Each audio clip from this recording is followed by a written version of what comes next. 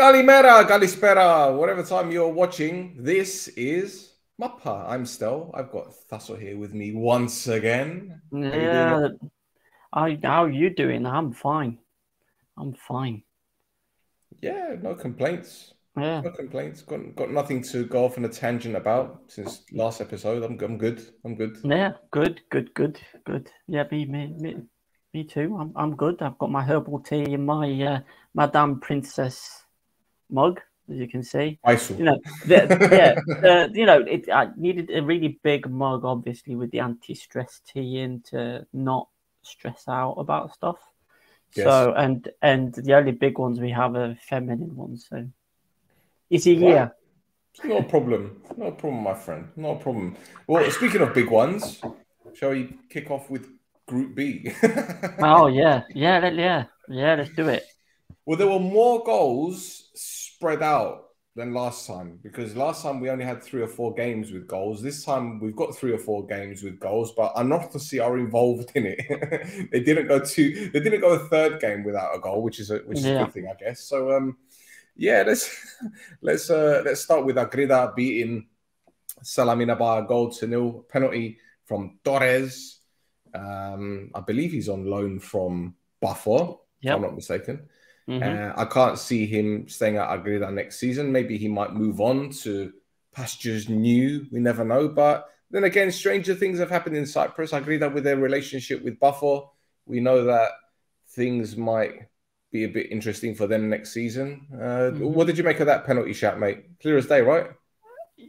Pretty much, yeah. You know, somebody like Magasa should, with the experience that he has, shouldn't be making that kind of flailing challenge, really. But it is what it is, isn't it? He's messed that up. Torres, good penalty, you know, and yeah. Torres is it's a strange one because he actually spent Agridas on. He actually spent last season on loan with Agridas as well. When they were in the second division. So, you know, maybe they might ask for him to come back. Maybe not. We'll see. 1 more year. Give us one more year. Exactly. Lovely. There you go. Yeah. 3 points for them. And another 3 points, this time for Karmiotissa, but this... red card. If that's not a red card, man, we need to go home, give up on football, and start MMA or something. Unbelievable. And you got Rusha standing there saying, "Calm down. Let's wait for VAR, mate." What are you talking about? It's not just that either. It's Sachas after the game goes, "Oh, red card's a bit harsh." Is it? Is it a bit harsh? Amazing, absolutely amazing. Well, he was gone. Yeah. I mean, he knows. He knows. Look at him. He knows. He knows. Yeah. And Gadsa with the winner. Yeah. Great header. He's in goal scoring form at the moment. He's going for the late run for the golden boot.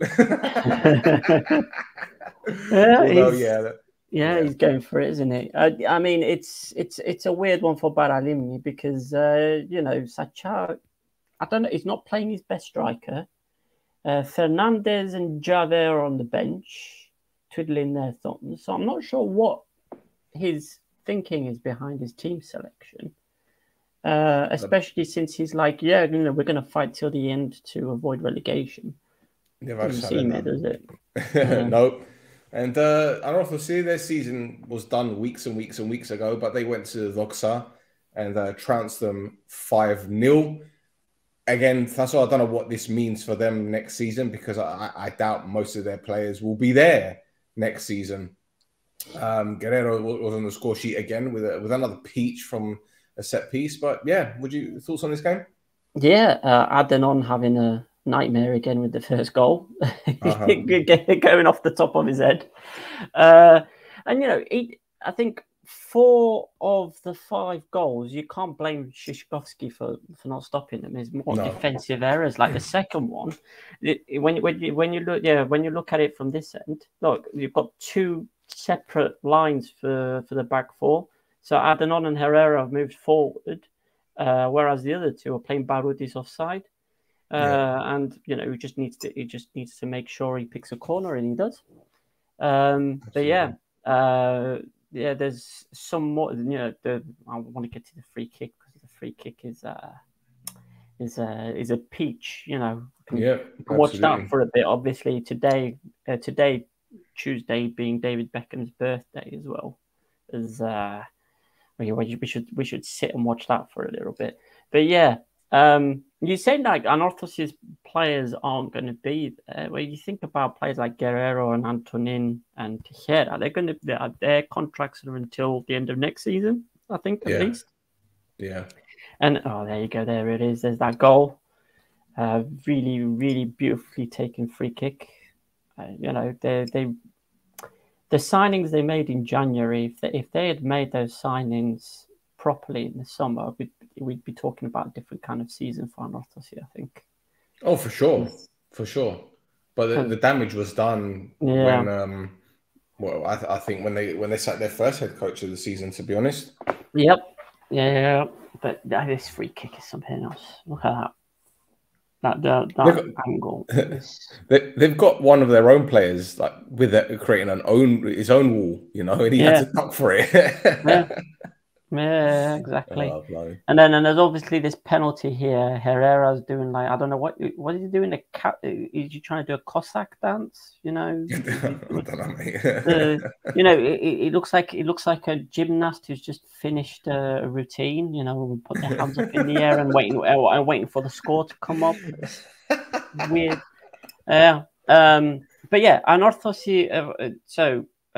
Before the more interesting goals came up, Anorthos, I was saying that Anorthos have got, they've got these two permanent signings in Guerrero and Tejera. They've got Antonin, I think he's on loan, isn't he, Antonin? Yep. And they've got Mraz on loan. Now they're talking about making Mraz a permanent signing. I'm guessing they're probably thinking for Antonin as well, if they find the money for it. But on top of that, in this game, they had Paroutis, Keravnos, Constantino, Argiriou, Ioannou, and Iuliu, that under 23 Gibreus playing in this game, and Iuliu right at the end as well. He gets the assist for Mraz's goal as well. And one of the highlights that got missed off there, he has this pot shot, like he tries to curl one in from outside the box, just misses. But yeah. So Olympiacos. I didn't spell Olympiacos correctly. Apologies there. I've missed the Y. As you could tell, I was in a hurry this morning. They drew 1-1 with AEL. Again, I don't know what to make of this game. I didn't even bother watching the whole highlights. This is how little interest I had in this game. No disrespect, but I think both clubs have got a lot on their plate at the moment. AEL obviously in the cup final, a potential takeover happening. Olympiacos with their own problems at board level, which we're going to discuss later on. So yeah, again, it was more like pre-season style football, isn't it? That's all. Well, yeah. I mean, so AEL's goal was really, great header. It's like one of them, get in your bastard kind of headers. Continella. You saw him in the celebration doing like the Italian fingers. And then Olympiacos come back very quickly. This Haralambos is probably going to catch up with Esselink as their top goal scorer soon. I don't know. Did you put the disallowed goal in the highlights? No, I didn't. I didn't, because they scored straight after, didn't they? Yeah. But again, I didn't put it in because it didn't count. So there's no point in. Okay. Yeah, I'm sorry. But when it comes to Group B, especially in games like this where that nothing's really. Well, yeah, but I mean, in theory, Olympiacos are still trying to avoid relegation, aren't they? But anyway, big to do in the Olympiacos game, because they scored a second goal, and there was something that happened in the build-up that went to VAR because the referee missed it, and that is Nani was kind of shielding the ball away from Medojevic. Now, when you look at it in VAR, you can see that as Nani is shielding the ball away from Medojevic before he delivers the pass, he brings his foot down on Medojevic's leg. So I think it's like an accidental thing because they both kind of jumped into the air and Nani's shielding the ball away from him. But as his foot comes down, he catches Medojevic on the leg, and then he puts the pass out to somebody who then passes it to Durmishai, crosses it into Haralambos to score a second goal. But it went to VAR and it got cancelled. And then it went back to 1-1. And obviously somebody wasn't happy with that. Somebody specific wasn't happy with that. I don't know if you want to go through that yet or if you want to go through the rest of the highlights. Well, that's it for the Group B ones, mate. Oh, all right. Okay, then we can go right into it. Here we go. Yep. Right. Yep. So, someone disagrees with me vehemently that it wasn't a goal. And that someone is Donald Trump stan Dornaridis. So he's got a big old... So he came out with a big old Facebook post like 2 or 3 hours after the game. Yep. There you go. We've got it loaded up in Greek there on the screen for people. I'll just read it off in English. So Olympiakos AEL 2-1. It finished 1-1. This is Cyprus. The good thing is they had 2 months to hit. That I didn't get that, but maybe you'll be able to explain that bit. But anyway, Nani protected the ball with his body in the center of the pitch. The referee who was next to him gave nothing. They passed the ball 5 times and they scored a fantastic goal that changed the psychology of the team. And the one who knows nothing about football, Fodiu, who is the guy who was in the VAR ref, discovered a foul. There was no foul. All season, things like the events of today have happened, and even more than the previous years, and from how things are playing out for the next 4 years. Bollocks Championship. It suits it better. I could have dealt with them by myself, and I have fought hard these last few years. With traitors inside the Olympiakos supporters, things have become very difficult. Wow, now, traitors, traitors. Yeah, traitors. Yeah. Wow. So, yeah. So obviously, again, I mentioned this post came 3 or 4 hours after the game. Right. And the only reason I point this out is because before the game, like a day or two before the game, he came out with another little ditty that I enjoyed, and I clicked the translate button. It's easier on Twitter because you can just click the translate button, and it's there on the screen. But for people who are listening, I'll say, I don't hold a grudge against anyone for more than 20 minutes. Oh, you lie. Malice, jealousy, ingratitude created beliefs that later mutated in me into hostile feelings. Emotions that appear like a demon in all events and performances of life. The lesson, see everything positively and live free.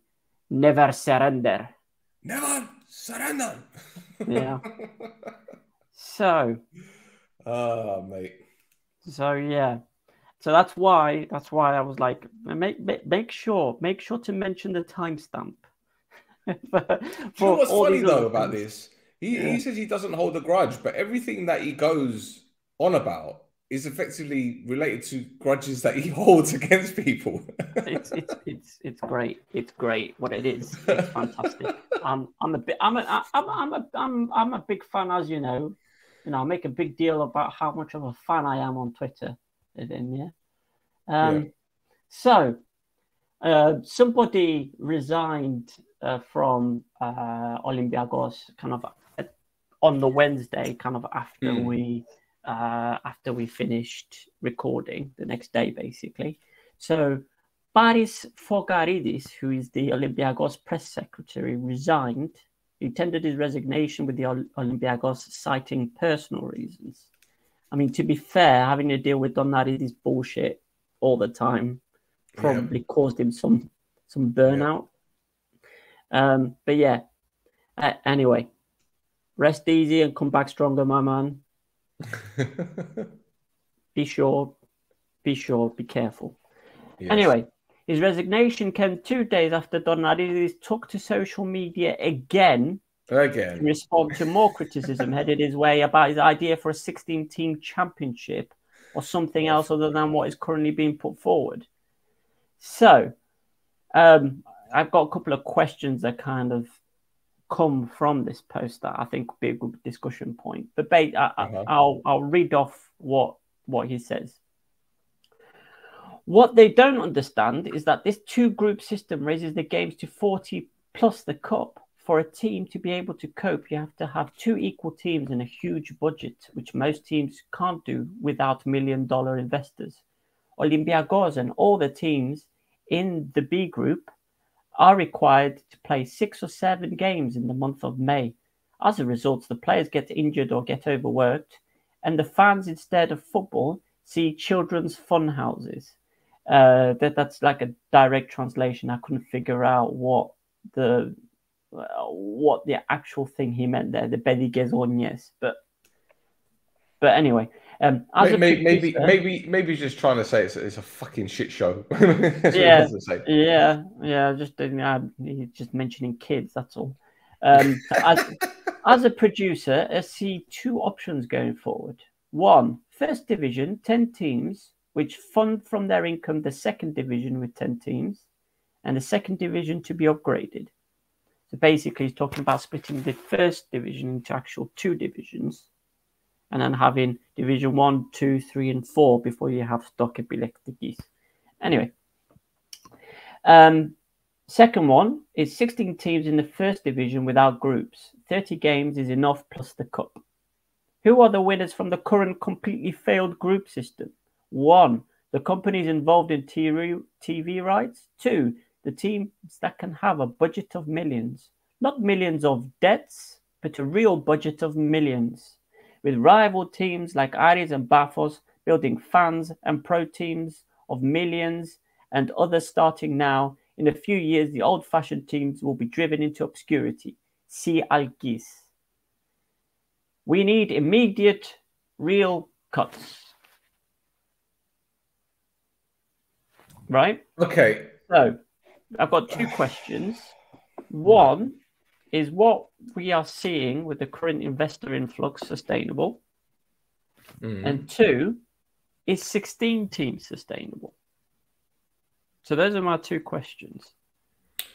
Okay, so your first question, I think with the foreign investor model, it's hit and miss depending on where you are, I guess, because we've seen how successful it's been in the Premier League with many clubs, but we've seen how many English teams over the years have struggled when they've had foreign ownership.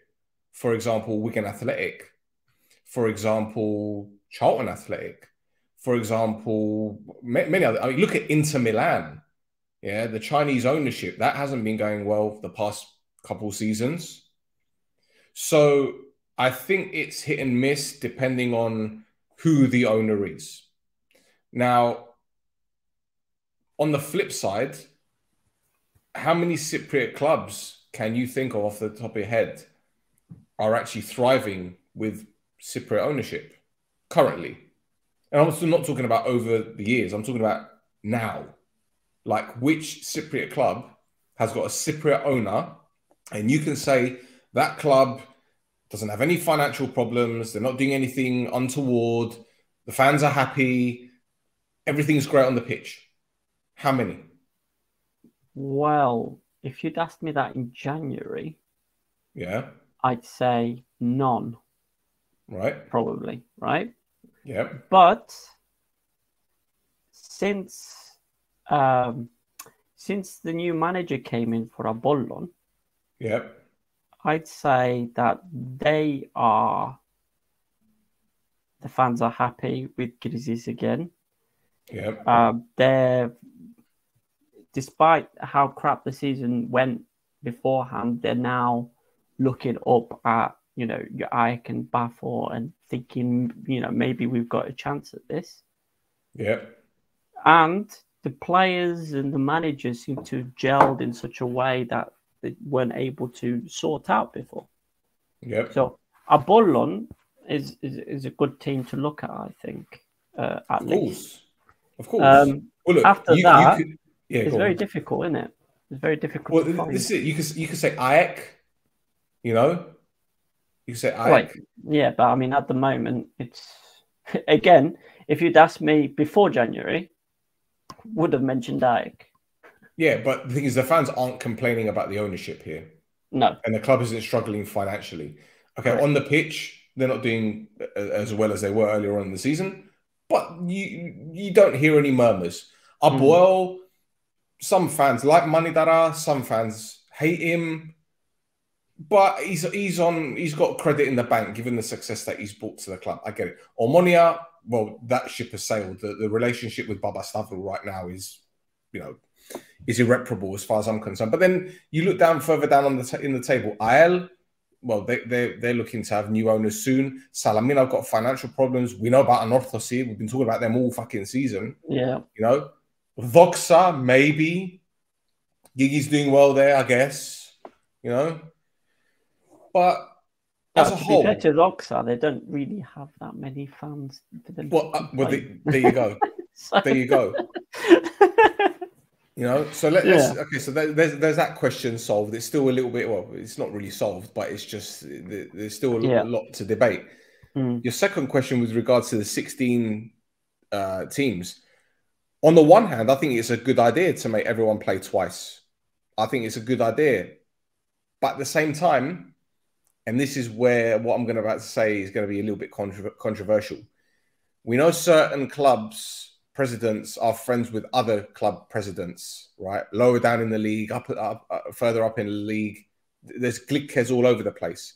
Now, if Team A and Team B are challenging for the title and the president of Team A is good mates with the president of Team J, for example, and Team J are playing Team B at the weekend, all right, you're expecting it to be a fair game. You're expecting, you know, Team J to work their hardest.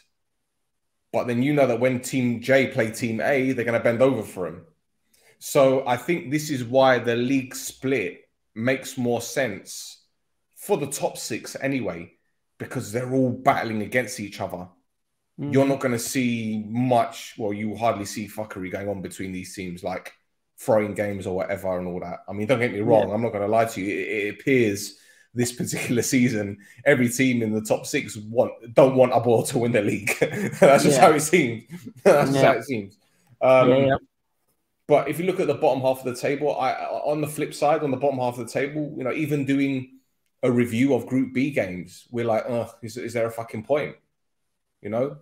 And it's sad to see because there are some talented players in that league, in that section. And, you know, obviously we don't want to shit on them, but they're meaningless games. And it makes it even more difficult when the bottom three are effectively down. Yep. I don't know. What do you think? What do you think? So, I'm going to relate it first to Olympiacos, right? So, because Donaridis is complaining about the situation that Olympiacos are in the first place. He's saying that the team has to play 40 games and then they had all the cup matches to deal with as well. So if they had a full 16-team league, right, in the full 14-team league phase, they came 13th out of 14 with only 2 wins, right, in those 26 games that they played. So what would an extra 4 games in the league phase have done for them instead of these playoffs? Imagine if the last 4 games of this 16-team league season ended up being Aris, Apoel, Bafos, and AEK. Would you expect them to get any points from that? No. No, exactly. So for me, the league split makes sense because, you know, you've got the top 6 bit becomes very competitive because they're all at each other's throats. They all want to get to those top 3 places and, you know, maybe go try and win the thing. And in theory, the bottom split, you've got teams playing against each other that have the same skill quality as well. So it's more likely teams are going to pick points off each other on that end as well. So there is that certain there's more what's the word? There's more competitiveness at the bottom part of the league if you have this league split. Now, having 8 teams in the bottom and 6 teams in the top doesn't make sense. If anything, flip them round. You should probably have 8 teams at the top, 6 teams at the bottom. All right. It would mean it would also mean as well that your big teams that might have missed out this season, next season they can still get into that top in the top part of the group. No complaints. Talking about Anorthosis and IL, they missed out this time because of Bafo and Ari doing so well. Now it's still not guaranteed, but it plays off better for them, right? And then it does mean that your Karmiotissa, Olympiakos, Akritas, these teams with smaller squads that Dornaridis talks about play less games. Now the other way you solve that is instead of going up to 16, you go back down to 12, and then just have 6 and 6. But how many of the smaller teams would agree with that, do you think? Because it's more likely for them to get relegated, isn't it? Now, I don't think a 16-team league would work because Cyprus doesn't have the population for a 16-team top league. It doesn't work. People aren't going to show up to see, for all the will in the world, right? Let's talk about Olympiakos versus Agridas. Yeah, that match, which was like relegation candidates. Both teams need to win to have any standard chance of staying up. 50 people went to it. All you do by making the league bigger is you're going to have more games where just 50 people show up. Now, on top of that, you don't have enough stadiums that are the quality of the first division for there to be a 16-team league. You've got 2 grounds in Limassol, 1 in Bafo, 3 in Scala, yeah. The Dasagi, Thassos Markou, and the Rasibi, and the Golosio in Lefkosia, yeah. Fucking Magario. I don't know how that gets past. Well, how that gets qualified through. Yeah, you can play first league games in there, and then you've got Doxa's new stadium as well. Now, do you think Othello Zatieno would travel all the way to Bafo to play their home games? No. Because you've got so many teams already playing in Scala. You've got so many teams already playing in Lebeson. You've got so many teams already playing in Lefkosia. Yeah. Well, someone put on our Twitter account the other day when I put the photograph of the Othello Stadium and the state of the pitch. Someone replied like they're going to be playing all their home games in Larnaca next season. Yeah, they could be. So it could be Ayak Arena. It could be Salamina's ground. Salamina's ground. It could be at the pub. Yeah. I don't know if the CCC is it still qualifies. I mean, if the Magarion does, I'm guessing the HCC does as well. True. Yeah. But there's also the Vasagi. Could be a place for them to play. But anyway, either way, 16. I don't think a 16-team league works in Pro because the country's too small, man. Yeah. It's too small. But the thing is, when last season we had 12 teams, and the year before that we had 16 teams, and that season was when Olympiakos came 6th. In fact, they got to the cup final as well, and they lost to Anorthosis in the final. But the funny thing is, the bottom half of the table that year had Bafo, Aboel, Ethnikos, Doxa, Salamina, Hermes, Paralimni, and Garmiotissa. So the only two teams that different in the whole league that season compared to now are Hermes and Ethnikos. The rest are the same teams. Yep. The only difference is Agrida this season and who's the other one? Not Paralimni, is it? No, Paralimni were there. So it'd be Salamina. Salamina were there. Achna, oh my God. Achna then. Yes. Yeah. So yeah, there you go. I don't know. Aris wasn't there. Yeah, Aris wasn't there. Of course, yeah. Aris but I think the playoff system, the way that they've got it, if it was reversed, so you had 8 teams playing at the top and 6 teams at the bottom, I think that would be a more worthwhile thing. Because in theory, those top 8 teams have got bigger squads, so they can deal with the 40 games. Yeah, and on top of that, it makes the bottom 3 relegation spots more competitive. Exactly. Yep. So there you go. We sold it. There you go. You're welcome. Hey, Kumar, give us money, man. Give us money. Give us money. We're fixing it for you. Now So I didn't answer the second bit, which is the investing. Yes. So kind of, I agree with you on the investment side, right? But the foreign investment that's coming into Kipro as well isn't always working. You know, the guys with the big money, because, you know, Aris and Bafos, they're doing very, very well. But you've also got Garmiodissa. Oh, yes. And that isn't working. No. And the difference is,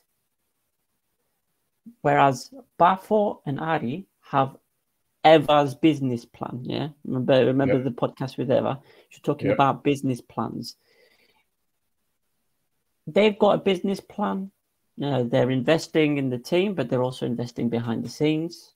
Yep. And that behind the scenes investment is the thing that's kind of going to bring those 2 clubs up to an elite level. Yep. Right? Which means teams like Omonia, who don't own their own training ground, or say Aboel, or Omonia that don't own their own stadium. Or Aboel with Archangelos. I don't know what the hell's going on at Archangelos for all these injuries to be happening, or things of the like. And, you know, and that's where these teams are getting lost. Yeah. And I think you're starting to see that now as well, because Sandy and Orthos is saying, they're going to invest more in the youth academies. They're going to invest more behind the scenes rather than on the playing stuff, which means and he said this, there's going to be a transition period while they go through this, which is correct. Now, you know, and then there's always going to be teams that struggle to match the finances of the bigger teams, because it happens in every league. Yeah, you know, you're not going to have Bournemouth challenging Man City you've got 2 different levels of investment. Yeah. Right. Same thing. Now, Salamina, Olympiacos, Doxa, they're not going to have the same investment that Ari and Bafo have. So they're not going to. They're not. The expectations aren't going to be the same. No, that's right. Yeah, which is why what's going on at Now Salamina right now is a bit. Don't bring up Alki in anything sustainable as well. You know, they're called Athanadi, right? They've died twice now. Just kind of waiting for next Easter for them to make a resurrection. Immortals, my ass. Jesus is sitting there going, "What about me?" Yeah. I mean, right. So another thing, right, about this investment, right? On Aboel's side, they did a raffle to win an apartment, if you remember. I made a big deal about the Tris Colones that they mentioned in this big press conference about investment and whatnot. One of them was one of the golones, Angorizavo more like, but anyway, one of these golones was this raffle, right, to win a flat. Now they've had to extend the period to buy tickets because they haven't sold enough. Really? Yeah. No, so they haven't made the draw. They were supposed to make the draw, and they've delayed the draw because they haven't sold enough of these tickets. Wow. Okay. That's interesting. Okay. I'd have thought someone would want an apartment. Well, yeah, but obviously not enough people. Wow. Okay. Oh boy. Yeah. Oh boy. Oh boy. Oh boy. Oh boy. Anyway. Yeah. So all of this is obviously then kind of leaning back towards Dodnaridis. Kind of like it's his mental health, I think, is dive bombed because he did a massive post earlier in the day about all kinds of weird stuff that I can't be bothered to go into. Was it about aliens by any chance? He's all about aliens. I don't know if you mentioned aliens or not. I kind of read half of it and then thought, you know what, I'm not gonna just whatever. I'll let people catch up on that by themselves. And then, like 2 hours later, I kind of wrote the notes. I had all the notes prepared and everything. And there you go, Stel. Send them off. Sit back and relax. You know, watch a DVD with my son for a little bit. Watch a film, and then Dodnaridis surprises everybody by fucking off. He's gone. All change. So he did a big press release. I'm going to read. I'm going to try and read through this as quick as I can. Well, should I just hit the translate button? Would that be easier? Well, yeah, but I mean, people listening aren't going to know what it says. So I'm going to read through this as quick as I can. I am returning to Cyprus tomorrow. I will meet with the players to see what I can do with the club's finances, how I can help, and then I leave. If there is anyone interested in entering the cesspool of Cypriot football, let them work hard. In the event that Gomas and the entire network he has created leave, then I will continue to help the team and whoever takes over the presidency. Every weekend, my life and my children's life has become hell. A constant anxiety about what will be done inside the stadium by the delegates and then what will be written by the ... that are put through Olympiacos by the various politically entangled and vested interests. It has been 4 years that they have insulted us with Theoli initially, and then he mentions a 3-0 score that ended 2-2 with Asilissis. I've got no idea what that's about. And then he mentions the stuff that we talked about a few weeks back, where he mentioned the Vasilis and Glezu Gumis and Roberto Costas. So which one's got the Filipineza? Yeah, one of those has got the Filipineza. I can't remember which one. But yeah, now that they're promoting Antonio and Fodiu, if you remember, 15 minutes ago, 20 minutes ago, whenever that was the VAR ref who saw the tackle from Nani. They are honestly being so obvious that in the end I will end up in a mental hospital. I started at Olympiacos without any title, without being a member of the board or anything else, with the aim of transferring my knowledge to young footballers and helping Olympiacos as much as I can. I've become a graphic garagiozis. So try and translate that into English. It basically means doormat, doesn't it? Idiot doormat. Whose truths I speak cannot be understood by sports fans who have learned to be mocked, robbed, and for them to applaud, because if you think about it, this is the truth. We will tell you more about it soon, always with love. Wow. And he didn't even end it with never surrender. So does I this mean, mean he he's did, surrendered? he did, but Oh, but they didn't put it there. Okay, fair yeah, enough. because Okay. he obviously surrendered, isn't he? He's resigned. Yes. Yeah. Yes. You tap out. So all change, even in places where we weren't expecting it. Yeah. Well, I said it a few weeks ago. Was it last week or the week before that? I think he's going to run for president next time. I get the feeling now he's probably going to end up in the Far East. He might go do some soul searching, might join some monks, some Buddhist monks, and sit by the campfire singing "Kumbaya." You never know. Okay. You never know. You never know, mate. But yes, so kind of all change. Obviously, so we're going to have a change in the presidencial in Burgos. We're also going to have a change in the presidency at Nea Salamina. Now, Nea Salamina, as I'm kind of jumping through my notes, trying to mesh everything together into a storyline. We do stories here. So Nea Salamina have postponed their General Assembly, which was supposed to happen tomorrow, by a week. And the reason behind it is because they haven't had any nominations for replacements of the board. Ooh. So, yeah. So they have extended the pool of people who can be nominated for election up to the board as long as they have been a member of the club for at least 2 years. Oh, no. That's a shame. So I was going to nominate myself. So they've had, they've had to widen it out to people because nobody's come forward from the people they were expecting. I need to get my membership. Yeah. Sort it out.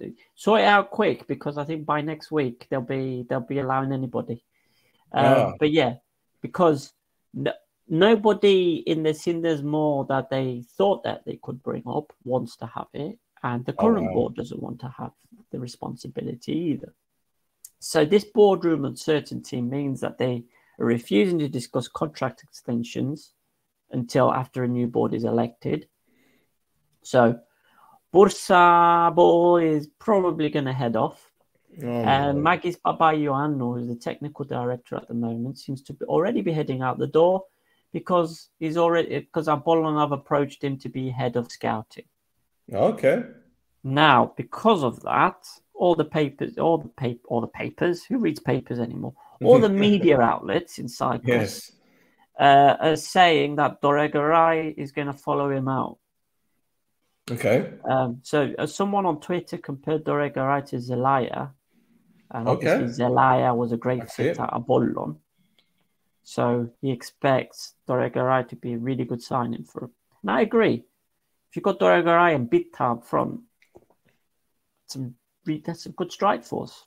Of course. And I'll tell you what, with the way that they're going financially, Salamina, you might see the likes of Chico Bantha joining another club. Top 6 club. I can see that happening as well. There's going to be a few. There's going to be quite a few players that are going to be heading out, I think. Yeah, absolutely. Absolutely. Watch this space. Yeah. I mean, and then obviously the other boardroom change that's already happened is Anorthosis. So they're prepping for next season. Yep. So Vesco has been announced to go back into the youth academies. Yep. So he's also having a massive input as to which players are staying and which ones are going. Yeah. The new president, Sandys, has made a big deal about making sure the club guards itself for the future by having a good academy pipeline, and Vesco is seen as an important part to that. Now, it's also been reported that Victor Sanchez is going to be the new coach, following conversations with the technical directors, Prieto. Both sides seem impressed with each other. So, quick history for Sanchez. He's played for Real Madrid, Racing Santander, Panathinaikos and Elche, and has caps for the Spanish national team.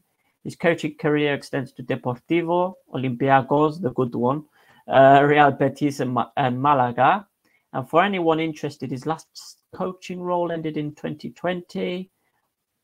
But I'm not going to tell you why he hasn't had a job since then. If anybody is interested, they can Google it. Yeah. Mm. Yeah. And now, obviously, as well, other changes in the boardroom. So Sophocles is handing Isle back to the Somadio. We've got who else have we got? There's some more changes as well, or is that it? That's it. No news with Omonia. Baba Yeah, Stafford isn't leaving. No, yeah. He's not No, going. no, No, no, no, okay. nothing's come up Grigori's there still either. there. Yeah, he's okay. Fuck. There goes us next season. Yeah. Anyway, So there you go. There you go. Right, let's go. Lovely. Right, let's quickly switch gears and move over to the cup, because obviously when we recorded last week, it was a Tuesday. Wednesday was the Cypriot Cup semi-finals. I'm not going to call it the Coca-Cola Cup semi-final. I can't do that. But We're not paid by them. We're not, no. Omonia came back from behind to beat Buffalo by 3-1. I didn't see it coming. I'm not going to lie. I had no hope for us to win. Valakari gave them the lead. Mix Discarud equalized. And then Kasama scored his first goal for the club with a massive deflection. Lucky one, but I'll take it and give a shit. And Humber with the third with an even luckier goal. I'm not complaining. And to be honest, when the ball went to Lesiak, I was saying, put it in the corner, mate. Keep it in the corner. Keep it in the corner. And then went in the back of the net. What the fuck do I know? And the next game, Ael won by a 1-0 against Olympiacos. See, I spelled Olympiacos correctly there on the bottom of the screen, as you can see. Our friend Joel Moll beaten from another set piece, unfortunately. It just seems to be Worldies beating him this season, isn't it? Yeah. We always seem to catch him out as well. It's not... And the interim coach, he needed another one of him on that side of the goal to stop it. Exactly. But I like the Isle interim coach taking off his jacket and throwing it away and just looking like Vin Diesel, like he's about to kick off. You know, he just wants to get into his like Subaru Impreza and just speed down, go down Magario. Yeah, family, man. Don't mess with the family. So yeah, it's Omonia against Isle in the final, and it was supposed to be on the 3rd of July, but they've moved it to the 24th of May. June. July. Fucking hell, it will be July. But yeah, they've moved it to the 24th of May. So everyone is happy, apart from the teenagers that have got their exams on that day. There's quite a few of them that are going to be unhappy, so their mind isn't going to be on their exams. But kids, study, okay? Just study. Don't worry about the cup final. Focus on your studies, and then worry about the cup final. But yeah, how do you think that's going to go then? Oh, it's a difficult one, isn't it? I'll don't concede many, and Omonia, I've got the cup manager, really, because I mean, you talk about him being a passion merchant. That's what you need in the cup, isn't it? Because form goes out the window, doesn't it? When you're in the cup. So very, very true. I probably got the better form going into it, obviously, because they've been playing. They've been playing less quality opposition. Omonia have been, if they look at how the league has been going since the split, it's not been going well, has it, Stel? So no, it hasn't. But I'll tell you what, I didn't recognize that Omonia against Buffalo, to be honest. Yeah, I didn't recognize them. So I think that's what you need for the cup, is you need somebody who's going to tell them to throw form out the window. It's a difficult one to call, especially just because of the quality that I'll have in that team. If this new manager unlocks the attacking potential that team has, then it will be Isle. But you've got players like Karim that Omonia have up front. Got Karim. You've got. I know we keep shitting on Besedin, but he's a very good hold-up player. He just needs the players around him to make the runs. Try not to play Lesiaks.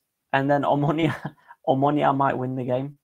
Well, to be fair, he had a very good game against Buffalo, and he was good against Aboyle, which we're going to go into in a bit. So I can't shut on him. He's hitting form at the right time. The one thing I will say, which I'm very, very worried about from the playing side of things, is the IL fans are going to take 8,000 or 9,000, and their fans, they are hungry, man, and they're loud even when it comes to league games.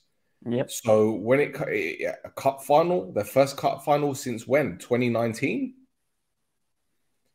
I don't know, man. I don't know. They're a very boisterous set of supporters, and they can have a massive bearing on the game. Massive bearing. So, yeah. I think so. If you again the Barfos game, Omonia probably considered underdogs, right? Against Aboyle, again, they probably were considered underdogs. Kind of, I think this is IL just because of the season IL are having. You'd think IL are the underdogs this time around. So it'll be interesting to see how Sofroni gets the team motivated in a different way for this match. Oh, for sure. For sure. Anyway, we've done 50 minutes. Let's do the Group A games. Yep. And the first one, we're going to go right away to Limassol, Sofroni's old club, one of the many old clubs, Apollon, who needed a wonder strike from Captain Humber, the guy who we were talking about months and months ago, saying, where has he gone? He's such an important player for him. Like, why is he not rated? But he scored a contender for goal of the season. We've got loads of contenders this season, man. I can't wait to do a final video of all the goals. But an absolute wonder goal to win the game.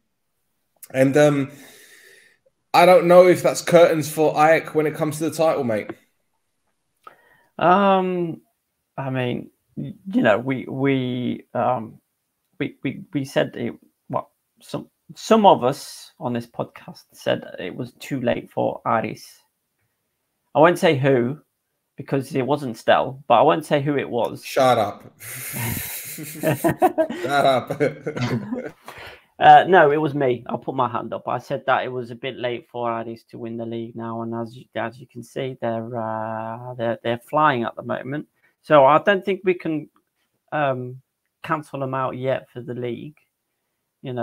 I think they've still got to play Aris. And they've still got to play Aboyle as well. Yeah, so right. They've still got something to say. But they got Aris at home at the weekend. Yeah. And then they go away to Aboyle, I think. Yeah. So those two games, I mean, there's only 4 games left, but those 2 games are make or break. Yeah, absolutely. They've got Gushko back, which, against Omonia, it was very important, wasn't he, for him? Yeah, absolutely. Absolutely. And his dead ball delivery, as we saw just in the highlight there, is something that they've missed while he's been injured. Yeah. But it's, I don't know. Maybe they need a Sofroni. Maybe Ajax need a Sofroni. They need a passion merchant to go in there and be like, "Listen, guys, what's going on?" Because I just think it's a confidence issue. It's a confidence issue. Like if a game doesn't end up going for them, then they retreat into their shell. Because as you saw, kind of like with the highlights, it was quite a lot of Ajax at the beginning of this highlight reel, and now you're starting to see Bollon come more and more into the game. Yep. The thing is, I thought that Oltra was going to get the sack after the loss against Buffalo, and that was a really bad defeat. I mean, forget the scoreline, but the defensive play was shambolic. But obviously, they got a good result against Omonia. But yeah, this game, it could have gone either way, in all fairness. But I think when the moment Humble scored the goal, you could just tell that it just took the life out of Ajax completely. I mean, look at that. Fucking hell. What did you call it on the WhatsApp? A thunder bastard. that's a name. Wow. Bosh. Yeah, it's something else. It's something else. Like he's again like magic. He's appeared out of nowhere, Hamburg, and he's delivering for this team. That's the sucker punch. It's like in boxing. It's the right hook that Bam! lands on the chin, and that was it for Ajax, because that goal. I mean, look, it was fairly end to end. It was fairly well. It was an even game up until that goal, and you can tell the moment the ball hit the back of the net, you seen, Pirich, his soul leaves his body. Yeah. You just see it, and you're like, fuck, that's it, And yeah, they had a few opportunities. There was that header there, which, all right, on another day, other side of the post, it's in the back of the net. But I think, with a wonder strike like that, it really takes the life out of the opponent. Mm-hmm. So, yeah. Yeah, I mean, they were lucky not to go 2-0 down there. Bitar in very good form this season. Yeah, so. Bitar should have scored that, but yeah. But what do you make of Apollon? Andone's come in and he's obviously made some big changes in terms of, the motivation, in terms of the tactics, in terms of just getting them to play better football. And as you mentioned at the top of the show, everything seems rosy with Girzi at the moment. The thing is, with this club, there's always a wait for it moment. It's always a wait for it moment. Yeah. And I'm waiting for that to come. I'm waiting for that to come. I mean, it'll be tomorrow night as we're recording. That'll be the moment. Because whilst Girzi hasn't found the investor to replace him, that board, except for Girzi, is still going to get replaced. So it depends on the people around him, whether or not they whether or not they advise him properly. Because obviously the last lot kind of fucked up major this season anyway. Up until the appointment of Andoni. So yeah, I mean, it's not for lack of trying on Girzi's end. They actually, Apollon actually announced that they brought in, foreign consultants to try and find somebody to invest in the club. It just doesn't seem to have happened. And yeah, like you said, the fans and kind of the people surrounded Girzi are saying to him, "No, you should stay." Like, despite the fact that you announced that you're going to resign, you should stay. So, you would think he's going to stay. But we'll see. We'll see what gets announced. It's going to be an interesting day tomorrow. Time will tell. There we go. This time next week, we might be discussing this again. Lemesor's going to be on fire tomorrow. Oh, yeah. Blimey. Both Apollon and IL are going to be announcing some new stuff. Well, watch this space. Anyway, next game. Let's go over to the Ghazi B, the classic. Abuel against Omonia, a game which Abuel had to win to, I guess, reinforce their title charge, or at least get them back into it, because they haven't won a game in the playoffs. And 6 minutes in, Crespo does that. Handball, penalty to Omonia. And so hold on. Yeah, go on. Obviously, kind of with the way that they've been looking at handballs in the box here, right? That is handball. But the guy's sprinting to catch up with Zahario, right? Mm-hmm. So if he's sprinting, where's he going to put his arms? Is he going to put his arms behind his back?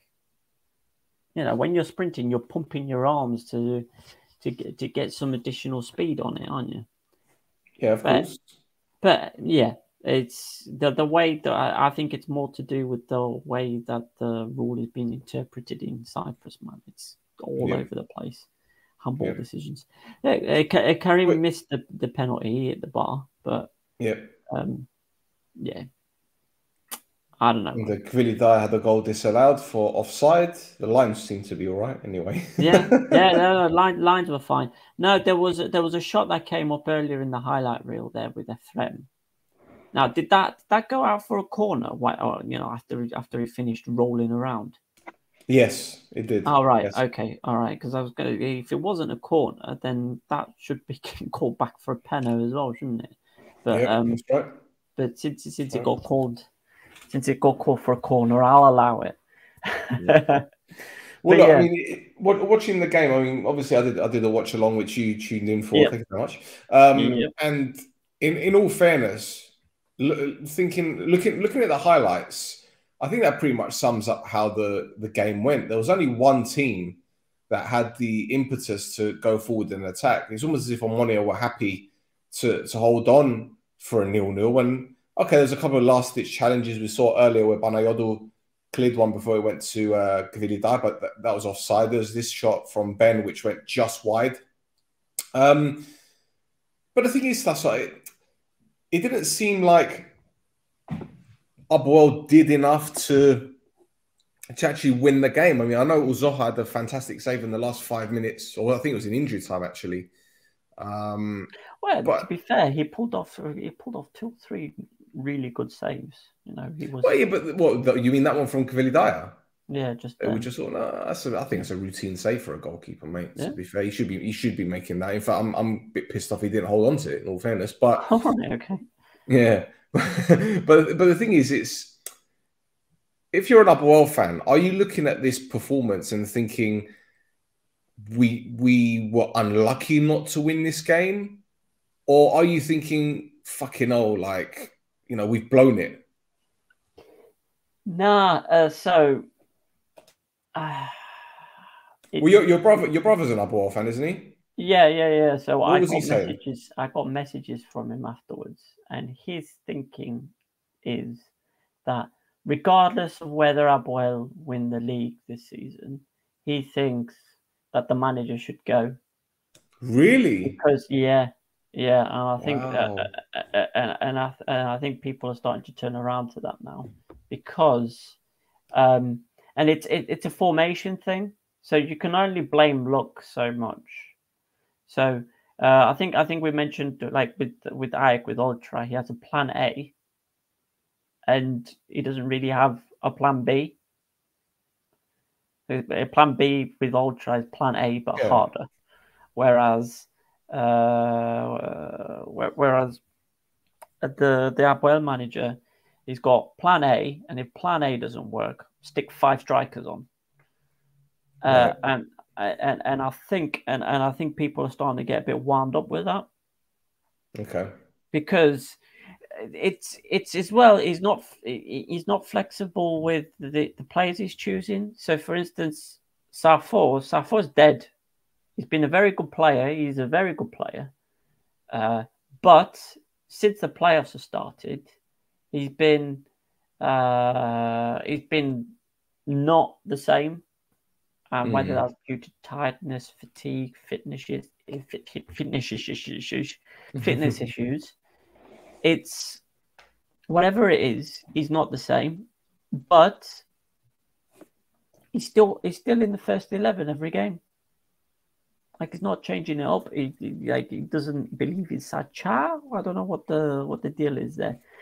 You've got Kvidaya is all right as a forward, but at the moment he's playing this lone striker role. So there isn't a classic number 9 getting into the box. So he's heading it down. He's keeping the ball. He's giving it down to the wings to Dalcio. He's giving it to Ben. He's giving it to Marquinhos if he's playing, or Efrem. But there isn't a 9 in the box that they're waiting for that killer ball through from these players, because the 9 is the one heading it down to them outside the box in the first place. Now, on top of that, Gridai keeps getting caught offside. He keeps mistiming his runs, fouls, kind of all over the place. But he persists with him. Like Makeda was on the bench and he came on afterwards. Ilya was on the bench, came on afterwards. He has the team to rotate, and he's not rotating. The thing is, mate, I see where you're coming from in terms of the whole formation side of things, because you're always going to get a 4-2-3-1 with Milojevic, right? And when your team is set up a certain way, right, and you don't have any other way of playing, the only thing you can do is rotate the players. So, for example, he started with Sarfo and Kostadinov in the holding midfield roles. No problem, because they've been effective that way. Ben as a number 10, Dalcio on the right, and Efrem on the left. Now, if Marquinhos was fit, he'd be on the left-hand side, and I think he'd have a lot of joy against Gitso, who isn't a right back, but he played at right back. But what we saw was Efrem making these diagonal runs constantly. So it's almost as if he played as a centre forward a lot of the time, right? You had Dalcio coming inside, effectively as a second number 10 to help Ben.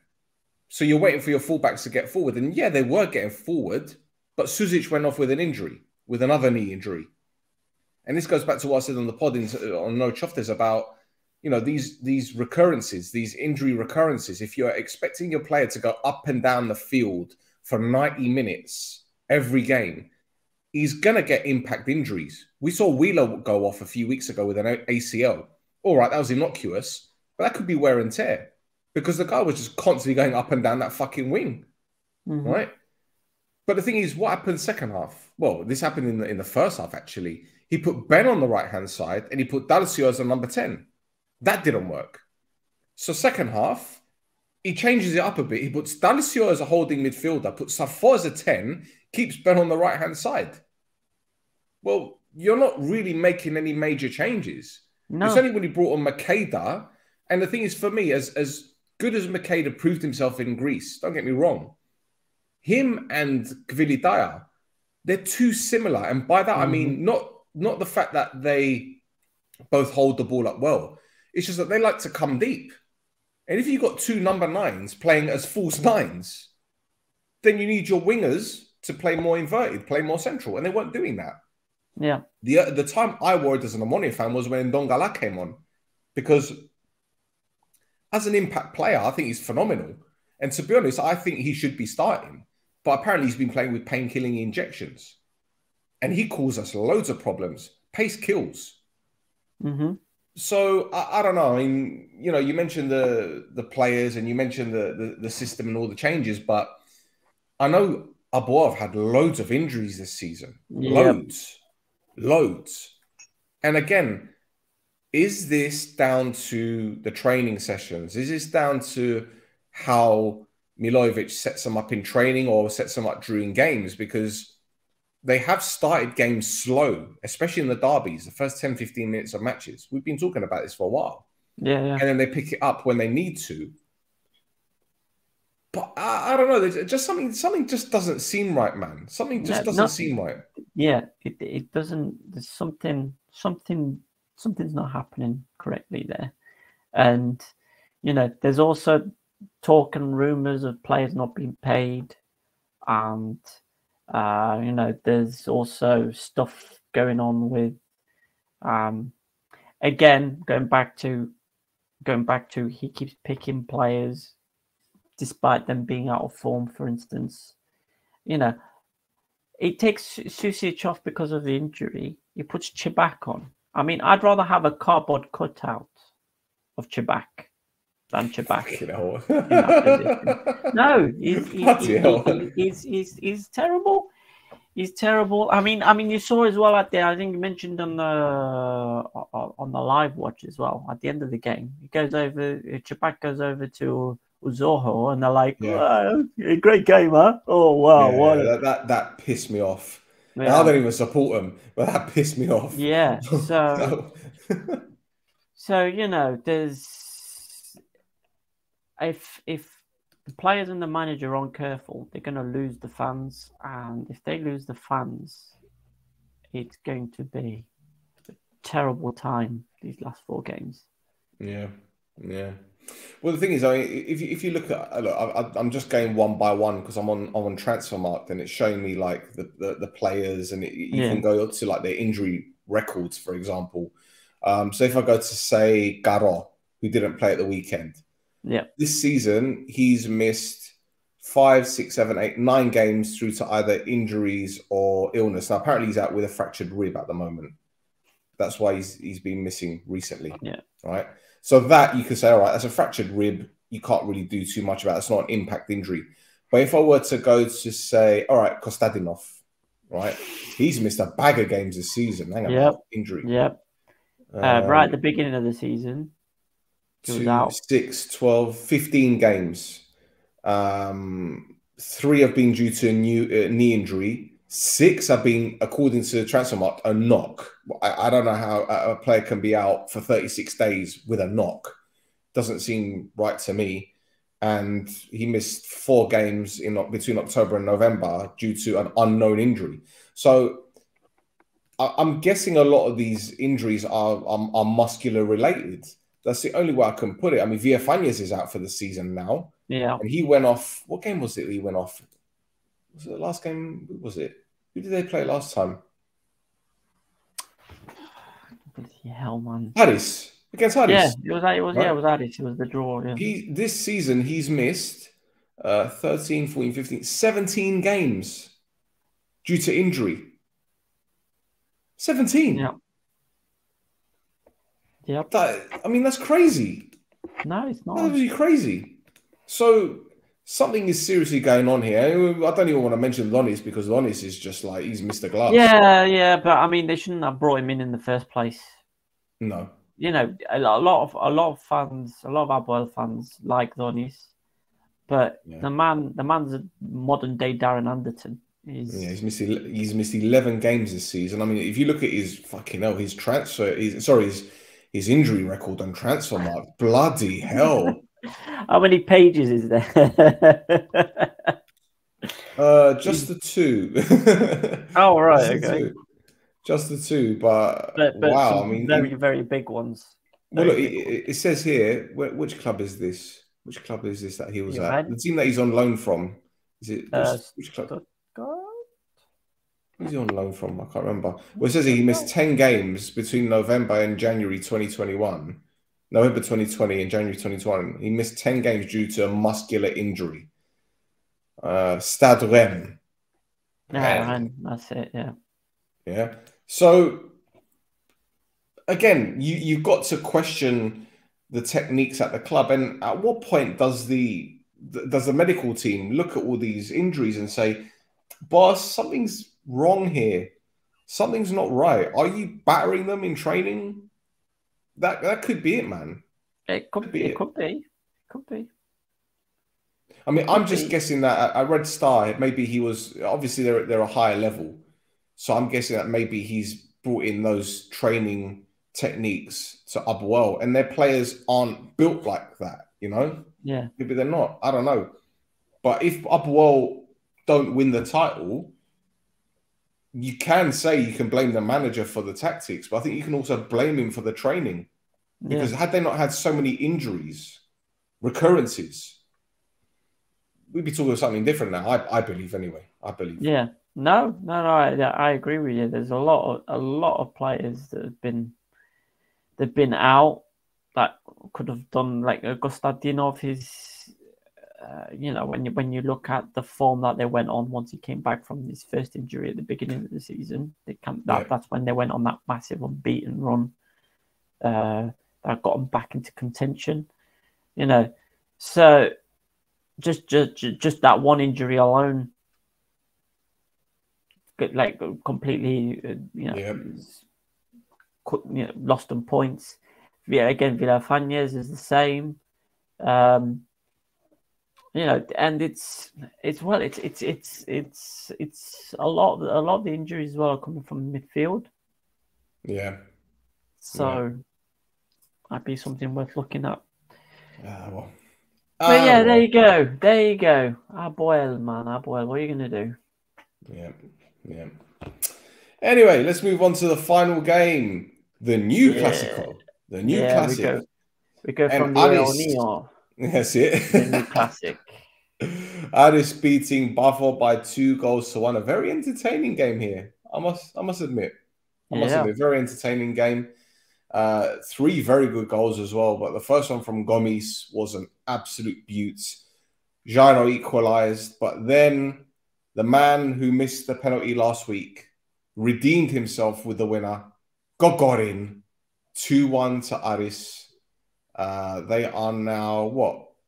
3 points, 6. No, how many points clear are they now? I don't even know. 3 points clear from 3 points clear. 3 points clear from Abuel. It's 3-3-3. Yeah, there you go. Yeah. So yes, your thoughts, my friend. Yeah. Again, congratulations to both teams, putting on a spectacle as they seem to be doing now. You know, they seem to be putting on a show for people. Now, yeah. So first on Bafos' side, the Salgado's got players like Valicari and Coco playing again. It's something that we mentioned before. Was that Berg wasn't playing Coco. He wasn't playing like Coco at the beginning of this game.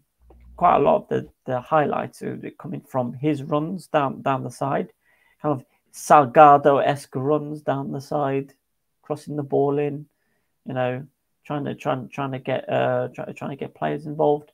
But yeah, and again, Bruno not starting the game. just putting it out there for all the Omonia fans to enjoy. That Bruno's still not starting games for him. Well, I'll tell you what. I don't know if you saw the. Oh, sorry, Karen, because I was going to say the one thing that he hasn't managed to stop Buffalo doing is they still haven't gone behind and fought back to win a game. Correct, the mundo. Yeah. And I think it's playing on them slightly as well. Like obviously Aris get the goal. Long ball, a long ball as well. It's like you don't expect that from Aris anymore. And Vita kind of heads it to Gomes, who hits it first time. You can imagine Celine. You can imagine Celine Dion singing "That Stats Will Go On." Yeah, look at that. What a strike! What a strike! Because it comes to him very quickly. Like you don't see it so well in that in the kind of the replay, but it comes to him so quickly, and he still manages to hit it even faster. So he's we should get like a speedometer at games. You know how they when they do the tactical breakdown, just give us like a speed, like, and then obviously the equalizer for Bafos is long through ball. I mean, you'd expect it's a great ball though, man. It's a really, really good ball. It's a great pass, but you see, like, you want your defenders to try and cut that out a bit better. I mean, I think Musunda dives in front of Van Alves, so Van Alves can't get to the ball as it comes in as well. Yeah. So you see here, he dives across, so Van Alves can't get the. Oh no, it's casual. Okay, yeah. So yeah, it's a great pass. It's a great finish from Jairo as well, because he's had a bit of a dry spell. So you'd think that'll kickstart his confidence again, getting going. Salgado with the passion there. Yeah. You know what? Whenever a Spanish coach or a Spanish player celebrates a goal, it's always "Vamos!" But he didn't do it. He didn't do it. Yeah. No. He didn't do it.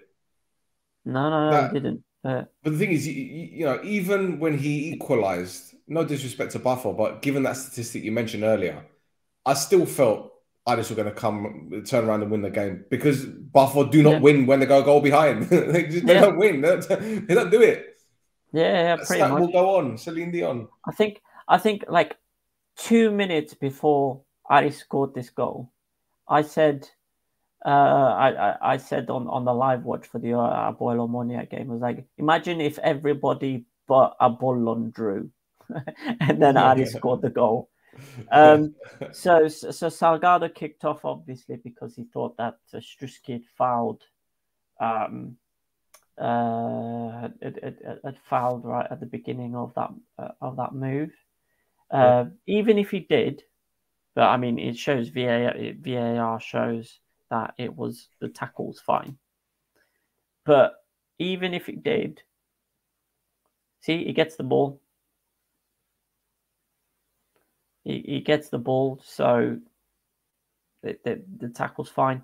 But you've got Juninho stops tracking Spoljaric, and Kvida stops tracking Gogorin.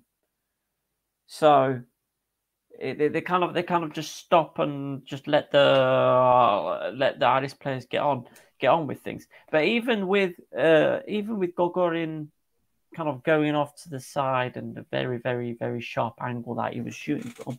Hold on, there's this Bruno miss right at the end. That proves why. I'm sorry. He doesn't start games. I shouldn't laugh. I mean, you should. I'm sorry. You should, because it's funny. I don't want to be rude. I don't want to be mean, but hey, listen, it's the Aspria effect. What can I tell you? Yeah. But yeah, going back to Gogorin's goal, it took a deflection when he hit the shot, didn't he? It took a little bit of a nick off the defender, but I'm expecting Ivosic to do much, much better. Yeah, I was going to say the way the ball moves, it looks like a Football Manager goal where the graphics engine can't keep up with the match engine. So basically, the ball comes in and it goes through the goalkeeper's hands and face as it goes into the goal, and you're like, what? How did I don't understand how the ball managed to get through him. It's so weird. But I mean, even in the press secretary afterwards, when he was interviewed, he actually came out and said, "Yeah, we bought Ivosic and we bought Bruno, and we're expecting a lot more from these two players." Oh boy! Which they should, because are Ivosic's performances worthy of the price tag that they paid for him? Well, at the moment, no. And some of the goals that he's been conceding recently, you expect a lot more. I'll give you an example: the cup game against Omonia, the goalkeeper gets beaten on his left-hand side when Mick scored. The deflection from Kasama, did it take that much of a big deflection to that he couldn't save? I think he could have stopped that. Gogorin's goal, he could have stopped. So it's back to the Antosh situation, isn't it? When you've got a goalkeeper that's not reliable. But, he comes with international experience. It comes with... I don't know why he's fallen off, why his form's fallen off a cliff edge like that. Bruno is the weight of expectation, isn't it? That's just... While he was at Omonia, he was kind of freer to do things. There wasn't as much expectation because Omonia weren't performing. So he was kind of, as you were saying, stat padding. Like he was putting in performances against teams. And he was putting in performances against mediocre opposition, Thassos. I'm sorry to say this. Well, not only that, it's not just that. It's that the team that was around him made him look better than he was as well. Like, no disrespect to Omonia, but obviously kind of you saw at the beginning of the season, these same players that are now performing for Sofroni got two managers sacked beforehand. Yeah. So, it's and Bruno was for some fans, and obviously people watching, Bruno was this shining star in a heap of pile of shit. And he's gone. And he's been found out because obviously in the second phase of the league, you're only playing good teams. Yeah. And the thing is, mate, go on, Karen, sorry. I was going to say as well, Omonia have improved because they don't have this over-reliance on Bruno. Thank you. I don't think he would be the player that he was under Sofroni. So if Sofroni had Bruno wouldn't be carrying on the same way that he was before he left Omonia, because he wouldn't be able to do the tracking back. He wouldn't be able to be doing the dirty work that a lot of the wingers are doing for Omonia now. He wouldn't be able to do it, and he'd get found out even more. But see, this thing, I don't want this to turn into some kind of like Bruno bashing segment, because I had a Buffalo fan on No Chofters a couple of weeks ago, and he doesn't rate Bruno. And maybe, as you said, it's the weight of expectation because of the price tag. But as I said, when he was scoring goals for us, he was scoring against Baralimni, right? He scored a penalty against Apollon. He scored against Anorthosi. All right, I'll give him that because it's a derby game, but Anorthosi were in free fall at the time. So who has he scored against to make people think that he's this superb footballer for Cyprus? No doubt he's a talented player, but I haven't seen enough in the games that matter. And the one game that really did it for me was against Man United, when he had Gaguli square of him, and instead of laying it off to the lad who had the gaping goal in front of him, he tried to poke it past the Gea, and he fucked up completely. And that for me was the straw that broke the camel's back. I was giving him ample opportunities. I destroyed him after the Isle game when we lost and he missed a penalty when Muriel saved it. I absolutely battered him. But at the same time, he didn't do anything for me to believe that he was this next star for Omonia and that he would be the main guy. He's never been that player. Never been that player. Not even at Sheriff, not even at Olympiacos. Wherever he's gone, he hasn't been that guy. So, again, I don't want this to be a Bruno bashing thing. For all we know, next season he might come good, for all we know. There's definitely something there. He's obviously got talent. He's very skillful. He's got something there. It's not gelling. It's not happening.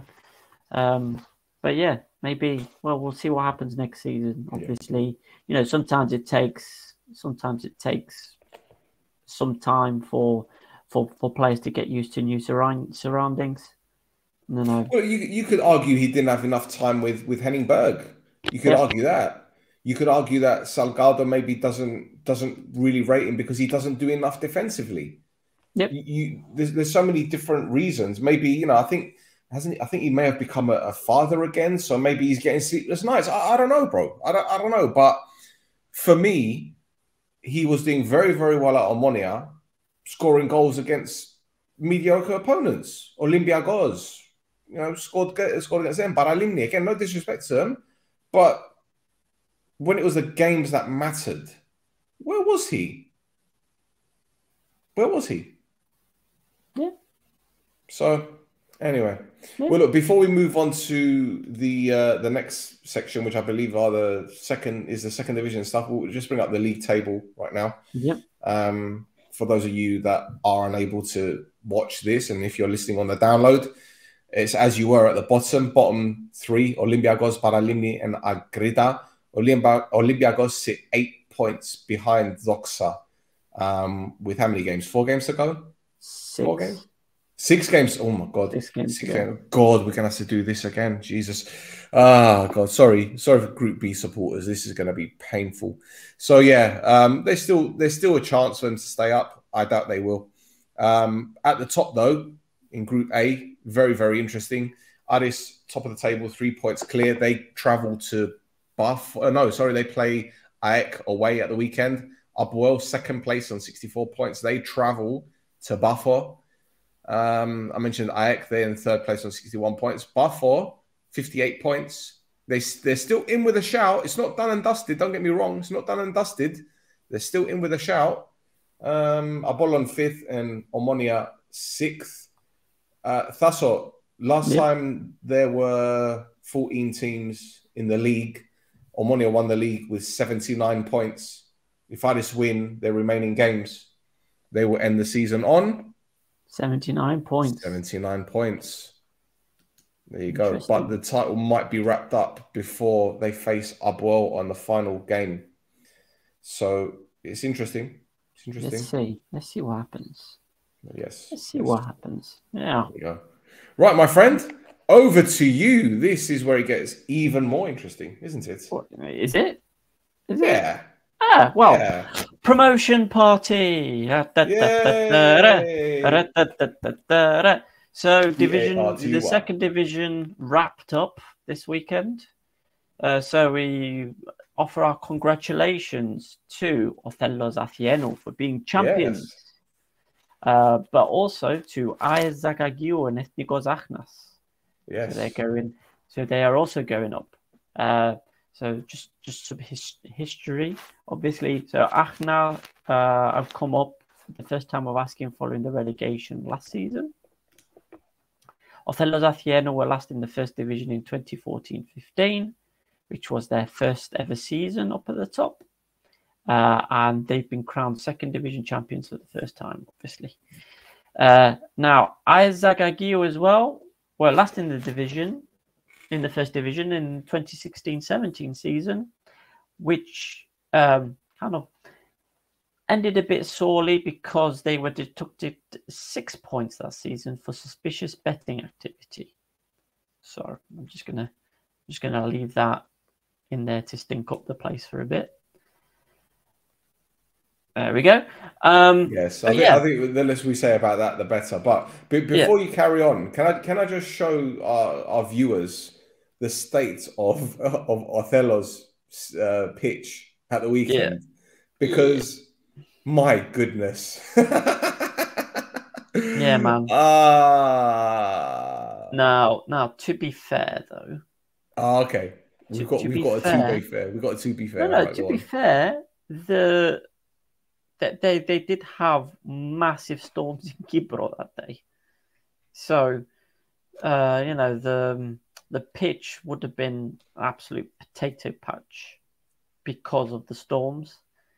Saying that, that's still a bit of a disgrace, isn't it?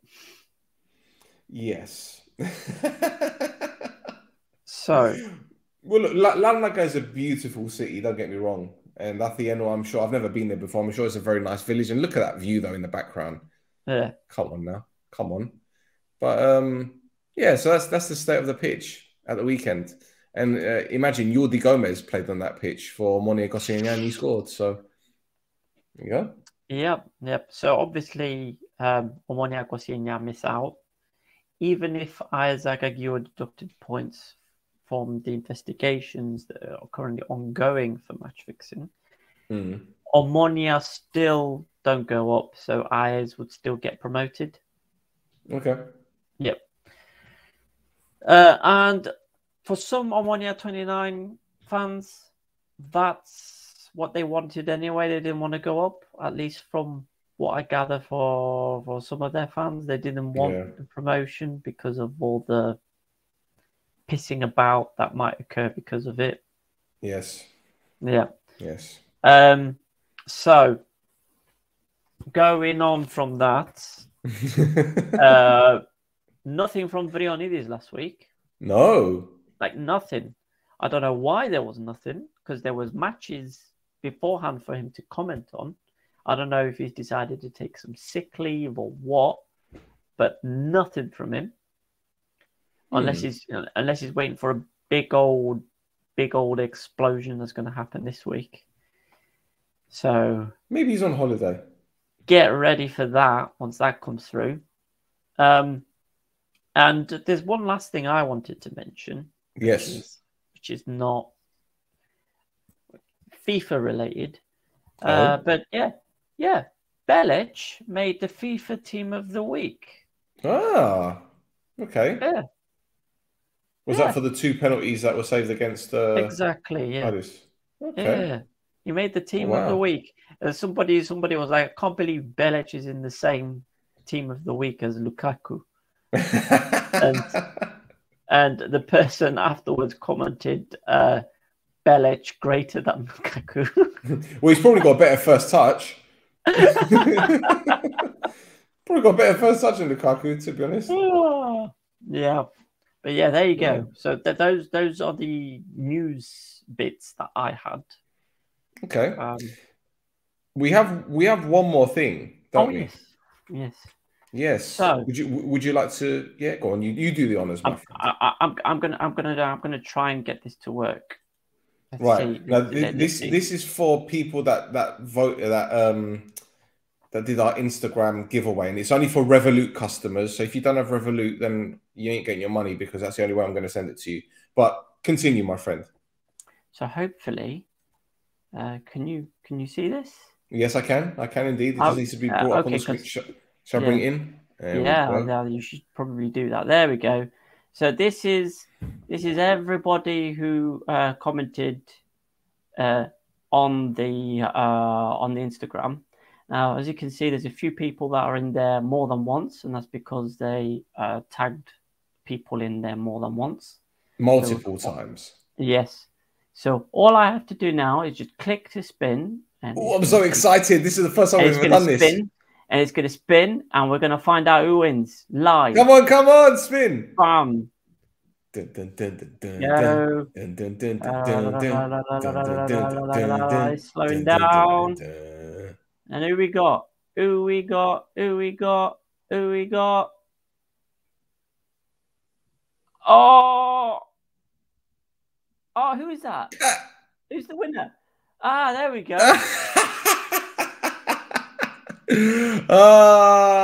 Savas Francesco, congratulations. Yeah. Woo. Congratulations. You are the first winner of the This Is Mappa prize.